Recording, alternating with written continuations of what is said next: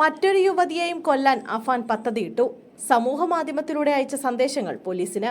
പിതാവിന്റെ സഹോദരന്റെയും ഭാര്യയുടെയും നിരന്തരമായ കുറ്റപ്പെടുത്തലുകൾ കാരണമാണ് ഇവരെ കൊല്ലാൻ വൈരാഗ്യം തോന്നിയിരുന്നതെന്ന് കൂട്ടക്കൊലക്കേസ് പ്രതി അഫാന്റെ പിതൃ സഹോദരൻ അബ്ദുൾ ലത്തീഫ്, അദ്ദേഹത്തിന്റെ ഭാര്യ സജീദ ബീബി എന്നിവരെ കൊലപ്പെടുത്തിയ കേസിൽ പോലീസ് നടത്തിയ തെളിവെടുപ്പിനിടയിലാണ് ഈ കാര്യങ്ങൾ പ്രതി വെളിപ്പെടുത്തിയത്. സാമ്പത്തിക ബാധ്യതയിൽ നിന്ന് കരകയറാൻ ലത്തീഫ് തനിക്ക് പണം നൽകിയിരുന്നു. എന്നാൽ പിന്നീട് പണം തിരികെ ചോദിച്ചു.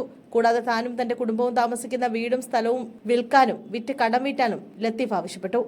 സാമ്പത്തിക ബാധ്യതയുടെ പേരിൽ തന്നെ അപമാനിച്ചു. വിവാഹം കഴിച്ചാൽ എങ്ങനെ ജീവിക്കുമെന്ന് ചോദിച്ച് പരിഹസിച്ചു. ഇതെല്ലാമാണ് ലത്തീഫിനോട് വൈരാഗ്യം തോന്നാൻ കാരണമായതെന്നും അഫാൻ പറഞ്ഞു. അതേസമയം അഫാൻ ബന്ധുവായ മറ്റൊരു യുവതിയെയും കൊലപ്പെടുത്താൻ പദ്ധതിയിട്ടിരുന്നതായി പോലീസിന് സൂചന ലഭിച്ചു.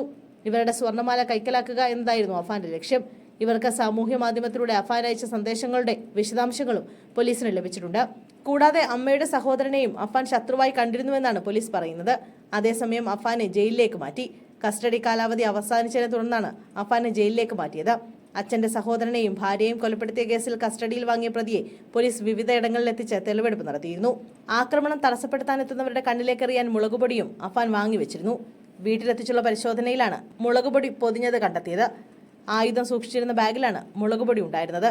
കൊലപാതകം തടസ്സപ്പെടുത്താൻ ആരെങ്കിലും ശ്രമിക്കുകയാണെങ്കിൽ കണ്ണിലേക്കെറിയാനായിരുന്നു മുളകുപൊടിയെന്ന് അഫാൻ പോലീസിന് മൊഴി നൽകി.